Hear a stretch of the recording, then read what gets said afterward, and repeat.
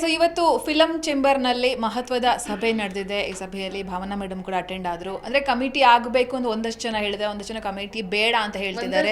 ಯಾರು ಹೇಳಿಲ್ಲ, ಬರೀ ಫೈರ್ ಇಂದ ಇವತ್ತು ಯಾರು ಬಂದಿದ್ದಾರೆ ಅವ್ರನ್ನ ಇಲ್ಲಿ ಇದು ಮಾಡ್ಕೊಂಡಿದ್ದಾರೆ, ರೆಪ್ರೆಸೆಂಟ್ ಮಾಡಿದ್ದಾರೆ, ಅವ್ರು ಮಾತ್ರ ಅದನ್ನ ಇಟ್ಕೊಂಡು ಬಂದಿರೋದೇ ವಿನಃ ಇಲ್ಲಿ ಯಾರು ಒಂದಷ್ಟು ಜನ ಹೇಳಿಲ್ಲ.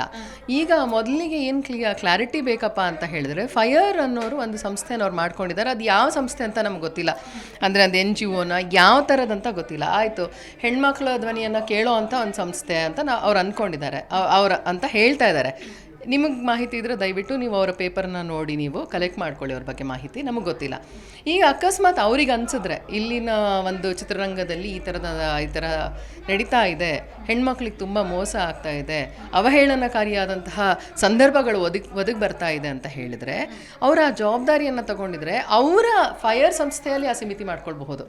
ಯಾಕಂದರೆ ಅದು ಅವ್ರು ಕೊಟ್ಟಿರೋ ಮನವಿ, ಅವ್ರು ಕೊಟ್ಟಿರೋ ಮನವಿನ ನಮ್ಮ ತಲೆ ಮೇಲೆ ತಂದು ಹಾಕೋಕ್ಕಾಗಲ್ಲ. ಜವಾಬ್ದಾರಿ ಅವ್ರು ತೊಗೊಳ್ತಾರೆ ಅಂದರೆ ಅವ್ರು ಮಾಡ್ಕೊಳ್ಳಿ, ಅವ್ರದ್ದೊಂದು ಸಂಸ್ಥೆ ಮಾಡ್ಕೊಳ್ಳಿ, ಅವ್ರು ಅಲ್ಲಿ ಅವ್ರು ಹೆಂಗಂದ್ರೂ ಸಂಸ್ಥೆ ಮಾಡ್ಕೊಂಡಿದ್ದಾರೆ. ಆದರೆ ಆ ಸಂಸ್ಥೆ ಯಾರನ್ನ ರೆಪ್ರೆಸೆಂಟ್ ಮಾಡ್ತಿದೆ ಅನ್ನೋವಂಥದ್ದು ಮುಖ್ಯ. ಎಲ್ಲ ಹೆಣ್ಮಕ್ಳು ಅಂತ ಹೇಳಿಬಿಟ್ರೆ ಆಗ ಅವ್ರು ಎಲ್ಲ ವಿಭಾಗದವ್ರಿಗೂ ತಲೆ ಹಾಕಬೇಕಾಗತ್ತೆ. ಈಗ ನಾವು ಮಾಧ್ಯಮ ವರ್ಗದ ಹೆಣ್ಮಕ್ಳ ಬಗ್ಗೆ ನಾನು ಬಂದು ಮಾತಾಡ್ತೀನಿ, ನಾನು ಹಾಕೋಕ್ಕಾಗಲ್ಲ. ಅಲ್ಲಿ ನಿಮ್ಮ ಮಾಧ್ಯಮ ವರ್ಗದಲ್ಲೇ ಇರುವಂತಹ ಆ್ಯಕ್ಟ್ಗಳಿದೆ, ಅದರ ಪ್ರಕಾರವಾಗಿ ನೀವಲ್ಲಿ ನಡ್ಕೊಳ್ಬೇಕಾಗತ್ತೆ. ನೀವೊಂದು ಖಾಸಗಿ ಚಾನಲಿಗೆ ನೀವು ಕೆಲಸ ಮಾಡ್ತಿದ್ರು, ಖಾಸಗಿ ಸಂಸ್ಥೆ comes under something and you are answerable to those people, correct ಅಲ್ವಾ? ಈಗ ಫೈರ್ ಸಂಸ್ಥೆ ಯಾರು ರೆಪ್ರೆಸೆಂಟ್ ಮಾಡ್ತಿದೆ, ಇದು ನೀವು ತಪ್ಪು. ಬಟ್ ಅವರೆಲ್ಲ ನಟಿಯರೇ ಮ್ಯಾಮ್. ಇವಾಗ ಚೇತನ್ ಆಗಿರ್ಬೋದು, ನೀತು ಆಗಿರ್ಬಹುದು, ಶ್ರುತಿ ಹರಿಹರನ್ ಆಗಿರ್ಬೋದು, ಅವರೆಲ್ಲರೂ ಕೂಡ ಇಂಡಸ್ಟ್ರಿಗೆ ಸಂಬಂಧಪಟ್ಟವ್ರೆ. ಇಂಡಸ್ಟ್ರಿಗೆ ಸಂಬಂಧಪಟ್ಟವರಲ್ಲ, ಇಲ್ಲ, ಇಂಡಸ್ಟ್ರಿಗೆ ನಾವು ಸಂಬಂಧಪಡ್ತೀವಿ ಅಂದರೆ ಆಗ ನಾನು ಈ ಚೌಕಟ್ಟೊಳಗಿರಬೇಕು, ಈ ಚೌಕಟ್ಟಲ್ಲಿ ಏನು ಹೇಳ್ತಿದೆ, ಈ ಚೌಕಟ್ಟು ಒಳಪಡಿಸಿರುವಂತಹ ಏನೇನು ನಮಗೆ ಒಂದು ಡಿಸಿಪ್ಲಿನ್ ಅಂತ ಹಾಕೊಟ್ಟಿದೆ, ಆ ಶಿಸ್ತಲ್ಲಿ ನಾನು ಬಂದರೆ ಮಾತ್ರ ನಾನು ಈ ಇಂಡಸ್ಟ್ರಿ ಒಳಂತ ಹೇಳಬಹುದು. ನಾನು ಇದರ ಹೊರತುಪಡಿಸಿ ಇಲ್ಲಿಂದ ಬಾಹಿರವಾಗಿ ಹೋಗಿ ನಾನೊಂದು ಸಂಸ್ಥೆ ಮಾಡ್ಕೊಂಡಾಗ ಅವರು ಆ ಸಂಸ್ಥೆನ ರೆಪ್ರೆಸೆಂಟ್ ಮಾಡ್ತಾ ಇದ್ದಾರೆ. ಕಲಾವಿದರು ಅದ್ರ ಬಗ್ಗೆ ಬೇರೆ ಇಲ್ಲ, ನಟರು ಹೌದು, ನಟಿಯರು ಹೌದು, ಎಲ್ಲದೂ ಹೌದು, ಅದಲ್ಲ. ಆದರೆ ರೆಪ್ರೆಸೆಂಟೇಷನ್ ಯಾರನ್ನು ಮಾಡ್ತಿದ್ದಾರೆ ಅವರು? ಅವರ ಸಂಸ್ಥೆಯನ್ನು ಪ್ರತ್ಯೇಕವಾಗಿ ಅವ್ರ ಸಂಸ್ಥೆಯನ್ನು ಅವ್ರು ರೆಪ್ರೆಸೆಂಟ್ ಮಾಡ್ತಾ ಇದ್ದಾರೆ.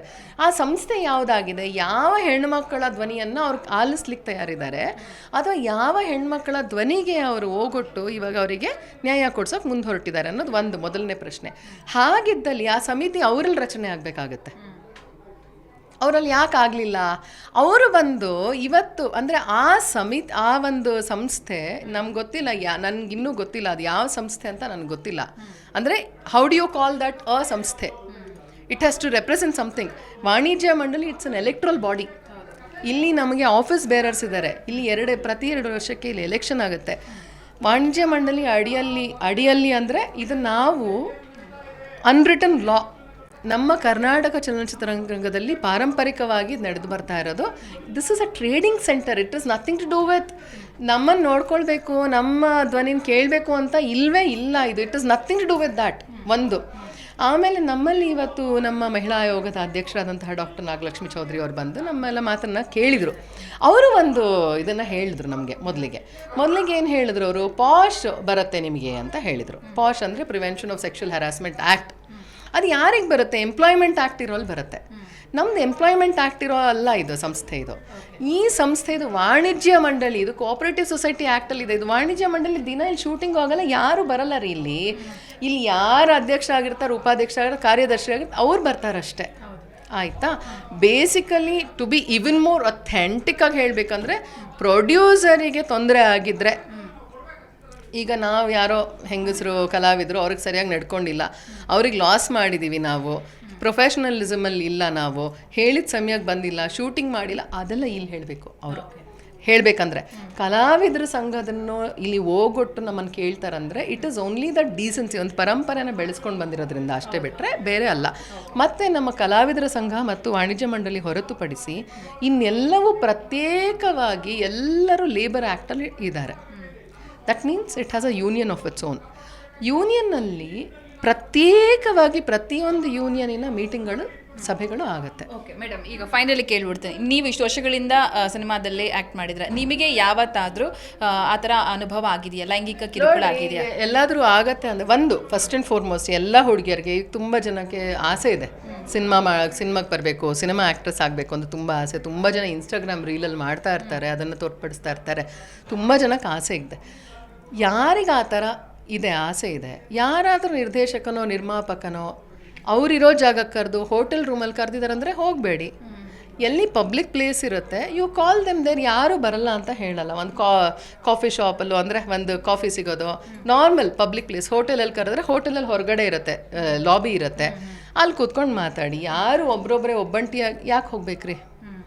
ಹೆಣ್ಣು ನನ್ನ ಜವಾಬ್ದಾರಿ ನನಗಿರಬೇಕು ಮೊದಲು. ನಾನು ಇನ್ನೊಬ್ಬರ ಮೇಲೆ ತಪ್ಪು ಹೊರಿಸೋಕ್ಕಿಂತ ಮುಂಚೆ ನನ್ನ ಜವಾಬ್ದಾರಿ ನಾನು ನೋಡ್ಕೊಳ್ಬೇಕು.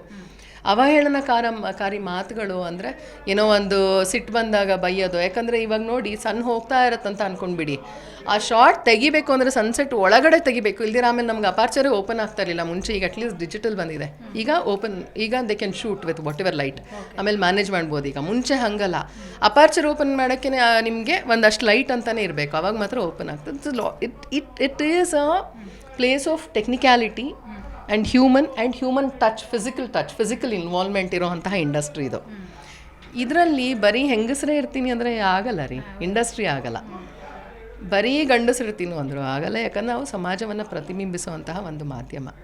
ಇಲ್ಲೇನಾದರೂ ನಾವು ಆ ಥರ ಆಗಬೇಕು ಅಂತ ಹೇಳಿದ್ರೆ, ನಮ್ದು ಯಾವುದಾದ್ರೂ ಅನ್ವಯಿಸಬೇಕು, ನೀವು ಹೀಗೀಗ ಆಗಬೇಕು ಅಂತ ಹೇಳ್ತಾ ಇದ್ದಾರೆ ಸರ್ಕಾರ ಆಗ ನಮಗೆ ಸರ್ಕಾರದೊಳಗೆ ನಮ್ಮನ್ನು ಒಳಪಡಿಸ್ಕೊಳ್ಬೇಕು, ಸರ್ಕಾರ ನಮ್ಮನ್ನು ಗುರುತಿಸ್ಬೇಕು, ಸರ್ಕಾರ ನಮ್ಮನ್ನು ಉದ್ಯಮ ಅಂತ ಮಾಡಬೇಕು. ಇಲ್ಲ ಯು ಪುಟ್ಟಸ್ ಅಂಡರ್ ಇಂಡಸ್ಟ್ರಿಯಲ್ ಕಾರ್ಪೊರೇಷನ್ ಆ್ಯಕ್ಟಲ್ಲಿ ತೊಗೊಂಡು ಬನ್ನಿ ನೀವು, ಅವಾಗ ನಮಗೆಲ್ಲ ಕೊಡಿ. ಈಗ ನಮಗೇನು ನಮಗೊಂದು GST ಆಫ್ ಕೊಟ್ಟಿಲ್ಲ, ನಮ್ಗೆ ಯಾವುದು ಕೊಟ್ಟಿಲ್ಲ, ಟ್ಯಾಕ್ಸ್ ಬೆನಿಫಿಟ್ ಇಲ್ಲ, ಇನ್ಸೆಂಟಿವ್ಸ್ ಕೊಡಲ್ಲ, ಏನು ಕೊಡಲ್ಲ. When you are not giving us incentives, how can you ask us to do this? ಅದು ಇನ್ಸೆಂಟಿವ್ಸ್ ನಿಮಗೆ ಸಿಗುತ್ತೆ, ಜಿ ಚಾನಲ್ ಅವ್ರಿಗೆ ಸಿಗುತ್ತೆ, ಯಾಕಂದರೆ ಅದು ಕಾರ್ಪೊರೇಟ್ ಆ್ಯಕ್ಟಲ್ಲಿ ಇದೆ. ಭಾವನಾ ಮೇಡಮ್ ಅವರ ಮಾತುಗಳು. ಕ್ಯಾಮರಾ ಪರ್ಸನ್ ಶಂಕರ್ ಜೊತೆ ಯಶೋಧ ಪೂಜಾರಿ, ಬೆಂಗಳೂರು. ಜಿ ಕನ್ನಡ ನ್ಯೂಸ್ ಈಗ ನಿಮ್ಮ ಮನೆಯಲ್ಲೇ ನೋಡಿ, ಎಲ್ಲ ಕೇಬಲ್ಗಳಲ್ಲಿ ಈಗ ಲಭ್ಯ. ನಿಮ್ಮ ನೆಚ್ಚಿನ ಜಿ ಕನ್ನಡ ನ್ಯೂಸ್ ಈಗ ಸನ್ ಡೈರೆಕ್ಟ್ ನಲ್ಲಿ number 292, Tata play number 1664, Jio TV number 1334, NXT digital number 30, in cable number 30, city networks 51, U digital number 162, GTPL number 17, Rockline telecommunications number 42, Shri Basaveshwara cable number 168, rural cable network 60, Vinayaka digital 57, Abhishek cable 821, city channel 53, Siddeshwara cable network 57, V4 digital Infotech 628, Surya digital networks 53, Gajanan digital number 836, Malnad Infotech Private Limited number 56, Metrocast number 830, Victory Digital number 167ರಲ್ಲಿ ನೋಡಿ ಆನಂದಿಸಿ.